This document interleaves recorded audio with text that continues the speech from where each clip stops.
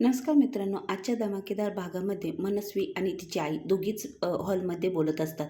तर आता मनस्विनीने तिच्या आईचा मोबाईल घेतलेला असतो. आता त्यात मनस्विनी आणि तेजस्विनी त्या दरीत ज्या कोसळलेल्या असतात त्यामध्ये त्या मोबाईलमध्ये तिच्या आईकडे खूप मोठा पुरावा असतो आणि मनस्विनीला तो पुरावा नष्ट करायचा असतो. पण तिची आई खूप शातीर असते. तर मग आता ती म्हणते की तू काही जरी केलं ना तरी हे काम तू करू शकत नाही, कारण की तुला माहीत नाही आहे मी किती शातीर आहे म्हणून. आता मनस्विनी म्हणते की ठीक आहे, सॉरी, आणि तिच्या आईची माफी मागते आणि तो मोबाईल देऊन टाकते. आणि मग ती म्हणते की आपण एवढं सगळं करत आहोत, तुलाही प्रॉपर्टी हवी आहे आणि मलाही प्रॉपर्टी हवी आहे, त्यामुळे आपण दोघीही एकत्र येऊन आपण दोघी डील करू आणि आपण दोघी एकत्र प्रेमाने राहू, तरच आपल्याला दोघींनाही प्रॉपर्टी मिळेल. तर ठीक आहे. तर तिच्या आईला हे मंजूर असतं. दोघीही एकमेकींना हात मिळवतात आणि तयार होतात. आता इकडे सखी आणि कुल्फी दोघीही बाहेर गेलेल्या असतात, कारण की मदर डे असतो आणि त्यासाठी तिला सखी आणि कुल्फी बाहेर गेलेल्या असतात.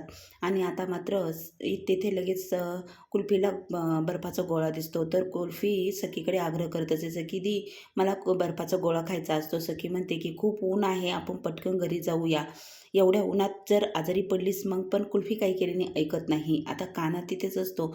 तर काना म्हणतो की ठीक आहे कुल्फी, तुला बर्फाचा गोळा खायचा आहे का? आता आपला राग शांत करायचा असला तर ठीक आहे, बर्फाचा गोळा खाऊया. जर हा बर्फाचा गोळा खाल्ला की राग शांत होतो, असं तो सखीचं मन जिंकण्याचा येथे काना प्रयत्न करत असतो. पण सखी काही केला ऐकत नसते. आणि मग येथे काना स्वतःच्या हाताने कुल्फीसाठी काना म्हणतो, चल मी स्वतःच्या हाताने गोळा तयार करतो आणि मग तुला देतो कुल्फी. तर इकडे सखी म्हणते मला नको आहे. तेव्हा आता मात्र काना म्हणतो की मी तुमच्यासाठी नाही म्हटलो, मी कुल्फीसाठी म्हटलो. तर आता कानाने स्वतःच्या हाताने बनवून कुल्फीला तो गोळा दिलेला असतो. आता तिकडे काही टुक्कार दोन माणसं उभे असतात, ते सखीची छेड काढत असतात, ते शिट्टी वाजवतात. आता मात्र सखी कानाला ते फिरायला गेले होते तेव्हा सखी म्हटली होती की फिल्मसारखं पिक्चरमध्ये जसं होतं ना, जेव्हा हिरोईनची छेड काढतात तेव्हा हिरो मात्र कसं फायटिंग करतो तसं. तर काना म्हणतो, सखी मॅडम तुम्ही पाठीमागे जे मला बोलला होतात ते आठवतं आहे का? सखी म्हणते हो आठवतं आहे ना, मी काही विसरत नाही. आता बघा तुमचं मी कसं यांची धुलाई करतो. आता मात्र कानाला खूप राग आलेला असतो आणि कानाने त्या दोन माणसांची खूप सखीसमोरच खूप धुलाई केलेली असते आणि तेथून ते पळून जातात. आता सखी म्हणते तू कितीही काही केलं ना, काचेचा ग्लास जसा असतो ना कबीर, तसा माझ्या विश्वासाला काचेला एकदा तडा गेला ना तर ती काच पुन्हा पहिल्यासारखी होत नाही. तसंच विश्वासाचं असतं, कारण की तू माझा विश्वासघात केला आहे आणि माझ्या विश्वासाला तडा गेलेला आहे. त्यामुळे आता तू माझा विश्वास कधीच कमवू शकत नाही. आणि तिथून सखी राग निघून जाते. आता काना घरी येतो. अपर्णा स्वयंपाक करत असते आणि मग कानाने अपर्णासाठी खूप छान गजरा आणलेला असतो. तो म्हणतो, आई किती वेळ काम करत राहशील किचनमध्ये, जरा आराम कर ना. तर अपर्णा म्हणते नाही रे, काम केलंच पाहिजे. पण काना काही ऐकत नाही, तिला हॉलमध्ये घेऊन येतो. नाही बघ आई, मी तुझ्यासाठी काहीतरी आणलं आहे. अपर्णा म्हणते तू सखीला घेऊन आला आहेस का? नाही आई, सखी एक ना एक दिवस या घरामध्ये नक्की येणार आणि तुझी सून म्हणूनच येणार, पण आज मी तुझ्यासाठी वेगळं काहीतरी आणलेलं आहे. आणि मग हॉलमध्ये येतो आणि गजरा दाखवतो. तेव्हा मात्र अपर्णा म्हणते, अरे तुझे बाबा देखील, तू पूर्ण बाबांवर गेला आहे. तुझे बाबा देखील काही जर काम कंपनीत एखादं त्यांचं डील फायनल झालं, ते आनंदी असले की माझ्यासाठी गजरा घेऊन यायचे आणि त्या गजऱ्यासारखंच आमचं नातं बहरत जायचं. पण नियतीचं मनात काही वेगळंच होतं, असं अपर्णा बोलते. आणि बाबा नेहमी माझ्यासाठी गजरा आणायचे आणि मला खुश करायचे, तसंच तू पूर्ण बाबांवर गेला आहेस कबीर. तेव्हा आता इथे अपर्णाला तिच्या नवऱ्याची आठवण झाली असते, कबीरच्या वडिलांची, देवदत्तची. तर आता मात्र पण अपर्णा म्हणते ठीक आहे, जेव्हा सखी या घरात होईल ना त्यावेळेस आपली फॅमिली पुन्हा पूर्ण होईल. तेव्हा आता येते कबीर म्हणतो की बाबा, तर अपर्णा म्हणते अरे तुझ्या बाबांचं श्राद्ध येत आहे, 12 वर्षे त्यांना पूर्ण होत आहे. तर कबीर म्हणतो हो आई, आहे माझ्या लक्षात, आपण व्यवस्थित करूया सगळं काही, असं कबीर आईला बोलत असतो. आता येथे सखी खूप छान मदर डेच्या दिवशी साडी वगैरे घालून तयार झालेली असते.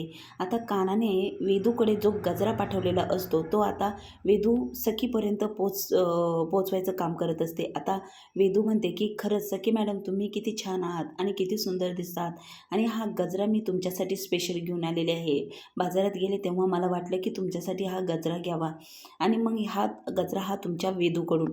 तर आता सखी म्हणते तू माझ्यासाठी गजरा आणलास? कानाही देखील असंच म्हणायचा अगं नेहमी.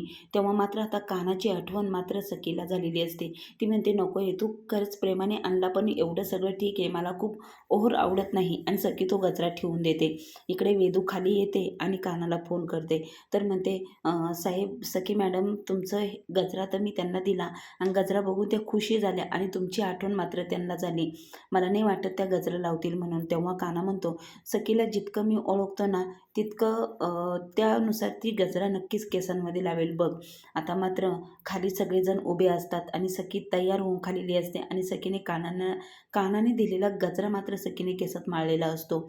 खाली येते आणि आईचं दर्शन घेते आणि मग म्हणते की आज इतक्या दिवस जे काम राहिलं होतं ना ते काम आज मात्र करायचं आहे. वेदू म्हणते की खरंच कबीर सर तुम्ही खरंच तुम्ही जे म्हणतात ना ते तुम्ही जे म्हणतात ते नेहमी झालंच म्हणून समजा. तुमचं सखी मॅडमवर खूप प्रेम आहे आणि तुम्ही जे म्हणला होतात ना तेच झालं. आणि वेदू म्हणते की खरंच सखी मॅडमने कानाने दिलेला गजरा मात्र केसामध्ये माळलाच आहे. आणि इकडं आता प्रॉपर्टीचे पेपर घेऊन सखी मात्र आलेली असते आणि मदर डेचं गिफ्ट म्हणून ती मनस्विनीला आज सगळी प्रॉपर्टी तिच्या नावावर करणार असते. पण गौतम मात्र इकडे देवाची प्रार्थना करत असतो असा काहीतरी चमत्कार घडू दे की या बाईचं पितळ उघडं पडू दे. आता आपल्याला पुढील भागामध्ये जबरदस्त ट्विट्स या भागामध्ये बघायला मिळणार आहे, कारण की पुढील भाग अतिशय धमाकेदार होणार आहे. कारण की पुढील भागामध्ये खरी तेजस्विनी जी असते तिची एंट्री होणार आहे. कारण की कबीर आणि तिकडं तो किरण हे मनस्विनी विरुद्ध सगळे पुरावे गोळा करण्यामध्ये व्यस्त असतात. कारण की किरण म्हणतो आता मात्र त्या मनस्विनीने आपल्याला तोंडावर पाडलेलं आहे. पण काना म्हणतो या जगामध्ये अशक्य असं काहीच नाही, आपण आपले प्रयत्न नक्कीच केले पाहिजे, प्रयत्नांना यश हे नक्कीच येणार, सत्याचाच विजय होणार असं काना म्हणतो. आता मात्र कबीर आणि किरण म्हणतो की ठीक आहे आतापर्यंत तुझी सगळ्या गोष्टीत मी साथ दिली, इथून पुढेही देणार आणि त्या मनस्विनीचं कारस्थान आपण सगळ्यांसमोर आणल्याशिवाय राहायचं नाही.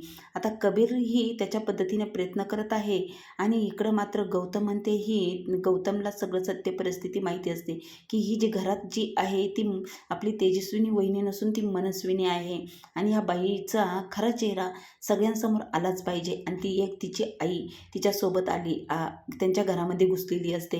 आता मात्र सखी ही प्रॉपर्टी सगळी मनस्विनीच्या नावावर करेल का किंवा असं काहीतरी घडेल का, कबीर काहीतरी घडवून आणेल का, असं पुढील भागामध्ये धमाकेदार भाग आहे. त्यामुळे बघायला विसरू नका, चॅनलला कनेक्ट राहा.